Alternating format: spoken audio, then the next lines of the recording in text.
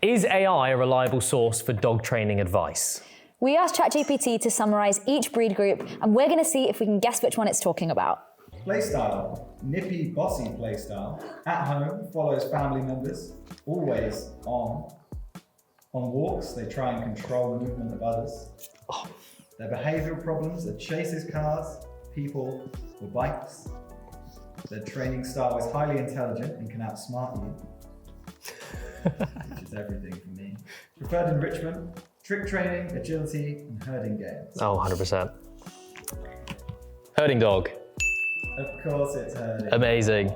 I mean, as soon as I heard the behavioural issues you get outside, chasing things, controlling things, nipping behaviours, yeah, it's herding. They're bred to literally do that stuff. So, I mean, AI got close. That was good.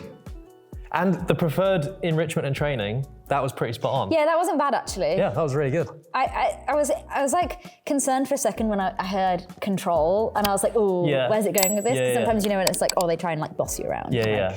But then when I was like trying to control the movement, I was just like, I know. Yeah, 100%. Even when it comes to play, even like completely okay play, their play style is I want to try and control where the dog is going. Yeah. It's literally what herding is. But that's actually like him. He hates being chased. He will not play with the dog if they initiate it. What he wants to do is, he loves a sight hound, because if a sight hound's running, he's like, I'm rounding you up. I was just gonna say that. Yeah. Like if you've got a whippet, it's the other end. He loves a whippet. Oh, that's good. That was good. Well done, ChatGPT. Which group has a play style of quick bursts? They love to chase, tire fast. Dude. They're couch potatoes at home, elegant but lazy. On walks, they're all or nothing, either zooming or dawdling. Their behavioural problems are they're prone to bolting if something runs. Their training style is sensitive souls and prefer gentle encouragement. And their preferred enrichment is sprinting, lure coursing, comfy beds. Sighthound. Yes. Amazing. I knew it. The training style bit, interesting. What was it, like gentle? Sensitive souls prefer gentle encouragement. Yeah, that's, I think, inaccurate. I mean, 100%. I think it depends. If it's a greyhound, they can be quite like timid, can't 100%. they? But sighthound is also like, I don't know, something like a bull lurcher, for example. Like that. Or even like whippets. Yeah, I've worked with whippets that are like ready to go. Yeah, like, they'll do anything for like a tug toy or something. So I I wouldn't say you have to treat them all like their little gentle souls. No. I think you should treat all dogs like that anyway. Well, But like, it doesn't mean like, when it comes to training, you can't have loads of fun and loads of energy, because that's just really fun. Yeah, but that was good. That was good. This group have a play style that's intense and focused. They love tasks. At home, they're alert and ready, often watching the door. On walks, they want a job. They can't just wander aimlessly. Their behavioural problems are frustration if understimulated, and their training style is highly trainable, thrives with structure. Preferred enrichment are search games, puzzle toys, and structured tasks. I think I know this based on the language that they're using. But... I mean, that last bit really threw me off. Search games, puzzle toys, and structured tasks. I mean, just because of that last bit, I'm going to change my answer. I've done search and rescue. I put guarding. That's what I was going to put. Like what? A guarding breed or livestock guardian? What's the answer? Oh, search and rescue. Yeah, it was just that last bit. Well, I thought that, but then I was like, the way that they're talking about it, I was like, oh, structure this, structure that. They love to watch the door. Yeah. So I've never seen a search and rescue dog that's like, I want to sit and watch the front door. Yeah, I think that's really inaccurate. I feel like that's a really inaccurate I think that's a really bad. Yeah. Boo. So don't listen to that if you ask AI. Because I mean, that last bit, enrichment, they like searching games. I mean, like, it's gonna be that. Well, I thought that, but then I was like, but that's so generic, isn't it? Yeah. Like, if you have a guarding breed, like, he's a guard breed, I think. And those are like all the things that I would do with him, you know? Or like, oh, they love to have a job and all that stuff. Like, that's how people will talk about guard breeds. So I was like, Yeah, no, like a search and rescue breed, it will not have the I don't think they're the always on either, the search and rescue. No, I mean, most search and rescue breeds... They're very like balanced, aren't they? Like they're actually pretty chill dogs half the time. Like they're just like, haha, man. Yeah, but then it's like, oh, we've lost someone. Okay. Yeah, literally. Yeah, so that one a bit inaccurate. This group have a play style that's tenacious. Ooh. They love a tug and digging. Oh, At home, they're feisty, bold, and often think they're bigger than they are. Oh, let's just skip this. Should we do the reveal? No, keep going, because I'm interested. On walks, they'll head in holes. They're always looking for something. Behavioural problems are they're barky and they chase small animals. Their training style needs consistency as they get bored easily. And their preferred enrichments are dog pits, chase games, and puzzle toys. I mean, I've gone terrier. You're both correct. Amazing. Solid. It was a bit off at the end. Yeah, it was a bit off at the end, but also with the typical behavioural problems being barky, I wouldn't say that's because they're a terrier. I think that's more so because they're small dogs. Small dogs in general, even if it's like toy, if it's like small, like spaniels or like any sort of small dog is likely to have a barking behavioural issue because they're just more likely to be insecure. Yeah. Like if this big old German Shepherd ran up to a terrier, they're going to be a bit more scared than if he ran up to a Great Dane. So that issue isn't because they're a terrier, it's more so because they're small. Well, also because it's less of a concern, I think, when people have a small dog and they're barking. It doesn't, like, people aren't like, oh, there's a problem here. Yeah. Whereas, like, I get it with people all the time where they're like, look at the size of my dog. I can't have a dog that's going around barking at everyone looking like this. Yeah. But what was that ending? The type of it ended with puzzle games. Puzzle game, Dig pits, chase games, and puzzle games. Yeah, I mean, dig pits, chase games, definitely. But puzzle games, that's not really breed specific. No, most of those puzzle games are just frustrating for dogs. But yeah, best enrichment for terriers is give them something to fucking destroy. Yeah. This group have a play style that's playful in bursts, quirky preferences, whatever that means. I feel like everyone started this way. They have playful bursts. Yeah. Quirky preferences. At home, they're adaptable, chilled or silly depending on the moment. Sure, that describes their breed. Yeah. On walks, they're curious and often trotting proudly. Behavioural problems can be willful or fussy. I know what it's talking about. Training style depends on the breed, varies widely. Preferred enrichment depends on personality, trick training, games, novelty. I'm changing. Good working out. Okay, that is so vague, but I think just because it's vague. Utility? You both beat it. Yeah. Congrats. Yes. Only because, utilities, it's a broad term. It's basically dogs where they've been bred for quite a lot of different things. It's like miscellaneous. Yeah. Like the Dalmatian is in utility. Ask people what a Dalmatian was bred for, people will give you very different answers. So yeah, I think ChatGPT has probably given a vague answer for that. Yeah, that's what I thought. Because like they're pretty broad dogs, but some of that stuff, like talking about their personality, I mean, like some of those traits aren't breed specific. That's that's very wishy-washy. Yeah, that's very, a lot of personality. I was like, if there's one group I can't give a solid answer for what they're for, it's utility, and that's the most vague answer. Yeah. So I was like, I feel like 100%. Because that info doesn't really give you much advice either. No. It's just like, here's a dog for lots of different things. It's a dog. Yeah. They're sometimes good, sometimes not so good. Yeah. They're quirky and silly, and it's a dog, okay? Yeah. The worst thing is if you ever look up a dog and it starts talking about their personality, or like good with children, or like that one was like, I can have fun in small bursts and stuff. Like all of that is dependent on the specific dog, not the breed. All of that is dependent on like their environment and their upbringing. So never get a breed because Google said good with kids. Because if a kid walked in here now, punched the shit out of this dog, he probably won't be very good with kids anymore. So it's nothing to do with breed, it's experience. Weird example, I know, but it works. Always got to go to the extreme. Just out of nowhere. Kid, a 4-year-old. in the door, like shit. This group have a play style that's playful but serious, not over the top. At home, they're very calm. They like to supervise rather than join in. On walks, they're reserved and they keep to themselves. Behavioural problems, they can be stubborn or aloof. Training style, independent, responds to fairness. Like democracy or something. Preferred enrichment, observation perches, space, enrichment walks. Yeah, this is obvious. Well, but I'm a bit torn, actually. Terrible information. Yeah. I think it's this. What have you written? I think I know what you've put. And I'm like really torn between that and what I've put, just because it could describe both. Turn, ready? Yeah. Livestock guardian? I just put guarding.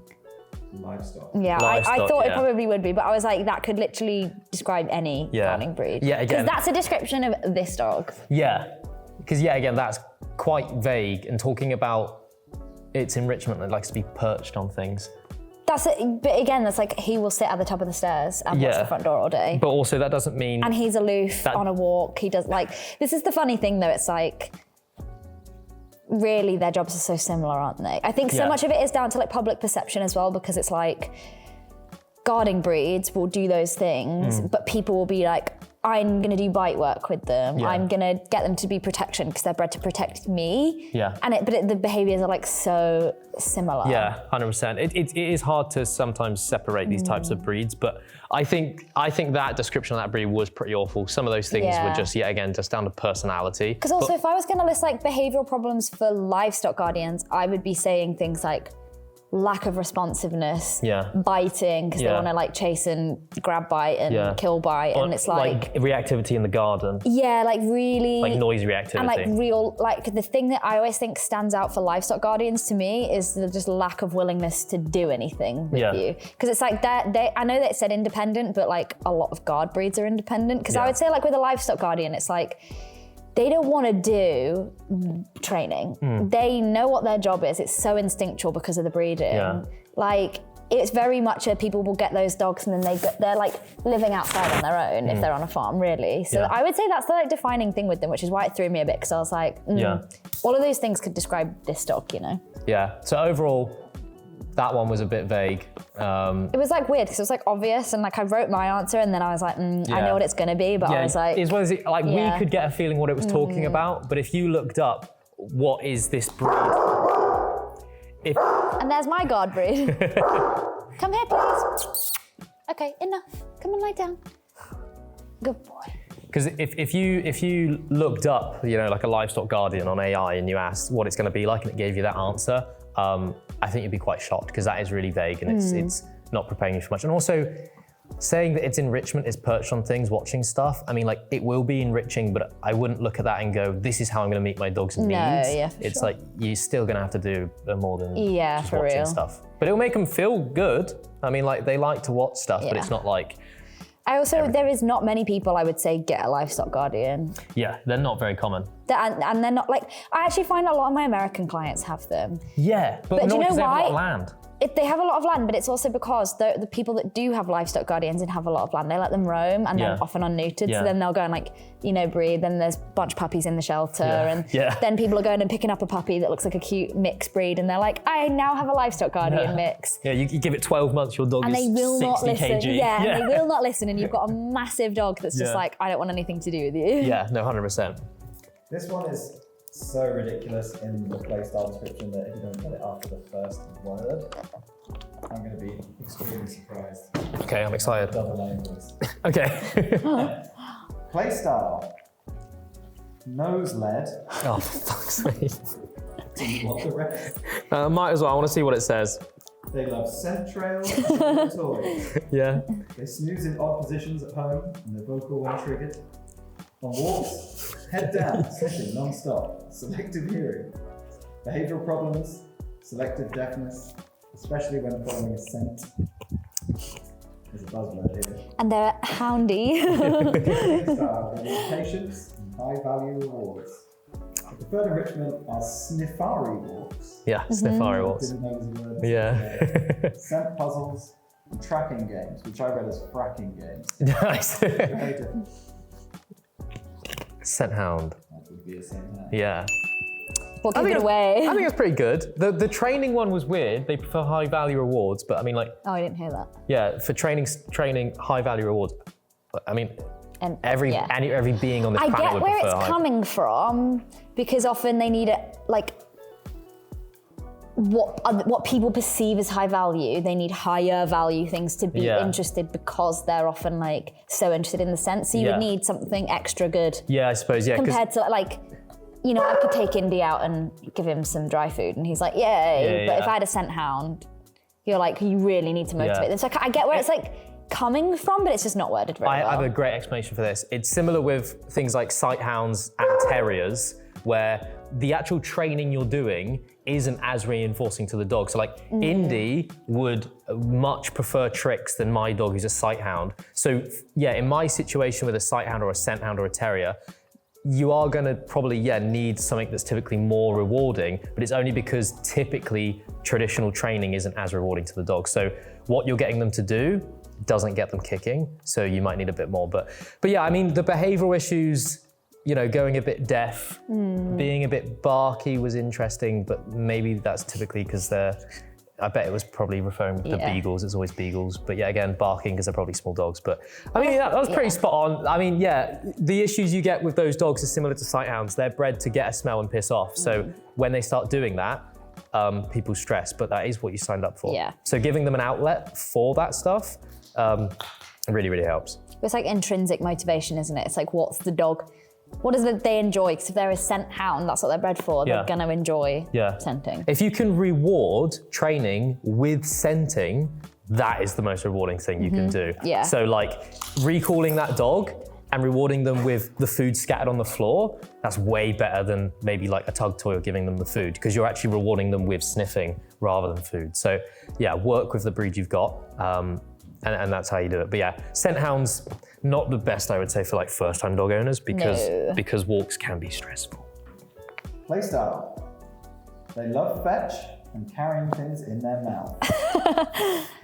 They are Velcro dogs at home. They're always near you. On walks, they're often checking back in and have good recall when trained. They can become clingy or anxious when left. Training style, they're eager to please and food motivated. Preferred enrichment, retrieval games, swimming, scent-based games. Yeah. Gundog. I think most of that was actually pretty good, apart from the behavioural issues. Yeah. Especially the behavioural issues you actually get with these breeds is stealing things and then guarding things. Mainly because with gun dogs, so if a dog becomes frustrated, you'll typically get quite breed-specific behavioural issues. So if a gun dog becomes frustrated, they want to go find things and pick them up. So they are at now a higher risk of learning how to resource guard, because on a regular basis, they're having things taken off of them. So they'll learn how to deter you. So yeah, stealing and guarding is actually the most common issue for a gun dog. But I also feel like a lot of them are like more willing to use their mouth and use their mouth hard as well, because they're mouthy dogs. Like if you don't teach them bite inhibition, they can be much more likely or like willing to bite hard. Similar to a terrier. Yeah, like I see it a lot with the spaniels. It's like they're causing a lot of damage because if they've not got an outlet to use their mouths, and then they get annoyed at you or they're telling you to back off. Like I see the bites escalate much quicker than you would if you had even my German Shepherd, for example, who would be more likely, like even if he was pushed to his absolute limit, to just turn around and do a bit of a mouth on you. Whereas like these dogs, they tend to be more likely to turn around and want to bite. 100%, yeah. And also the tendency to be a bit clingy, I get it, because they are bred more for like companionship, where like they're bred to work directly with a person. So like you can see gun dogs have a bit more following behavior, but I also wouldn't overlook that as just, it's normal because he's a gun dog. It could also be other issues like the dog's just straight up bored. But that one wasn't too bad. Not too bad. Yeah. Playstyle, rough and tumble with strong jaws. At home, they're aloof but loyal. They like to keep watch. On walks, they're observant, confident, and they may guard territory. Their behavioural problems are overprotectiveness, reactivity. Their training style needs calm, consistent leadership. The preferred enrichment is obedience drills, protection style games, and guarding games. What the fuck is a guarding game? Guarding game. This is definitely guarding breed. Yeah, questionable. rolled my eyes. It started all right. It started all right, but I knew where it was going to go as well, because it's like, as somebody with a guarding breed, come here. Like people always project things onto them. Like first of all, leadership doesn't really mean anything. Like I hate when people say that, because it often people are using it as another term for just like being forceful. Yeah. They use the term respect quite a lot. Yeah, and it's like, what did it say the enrichment was, or like behavioural problems?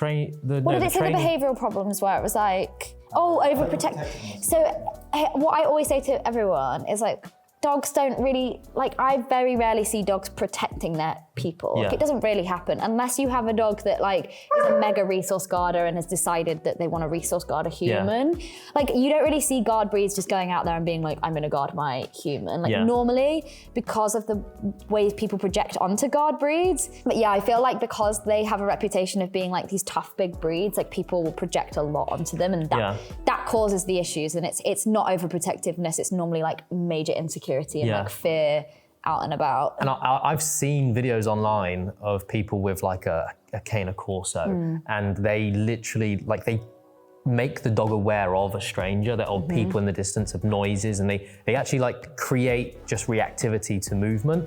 And they're like, oh, it's because they're a guarding breed. But it's like, no, you've actually like, you've encouraged it. You're always making the dog aware of, oh God, what's that noise? What's that person? And people do encourage it, and they just project. So, well, I've even heard people say things like, I want my dog to be a one-man dog, so I'm not going to socialize them. Yeah. And I'm like, yeah, that's a really good way to create a really insecure, like dangerous dog. 100%. But yeah, I would say like living with one, they do like to guard things, but it's not like aggression guarding. It's like alert guarding. It's like, my dog will bark if he sees someone at the door. If that person walks into the house, he's like, okay. Yeah. It's not, and then like, if you have a guard breed that is aggressive, that is a problem. It's not normal. Yeah, that's not a breed trait. A breed is not going to be inherently just like aggressive, because aggression is like really dangerous, and dogs know it. Like, it's a huge risk. So for a dog to easily choose aggression in the presence of a dog or a person, like, that's a big risk they're taking. So they're clearly just really insecure or in pain or fearful. It's not just, oh, I'm a cane corso, so I'm gonna fight any dog I see. And I mean, I have seen it where a dog is aggressive because they enjoy aggression and they enjoy conflict. Like, that can happen, but that is also a problem, and it's not a breed trait. It's like 100%. Problem. Yeah. From experience. Yeah. It's not breed. Oh, I think he wants water. Do you want water? Well, that's the end of the video anyway. Make sure to subscribe, like, put that notification thing on. And if your dog was an ice cream, what flavour ice cream would they be? I love mint chocolate chip.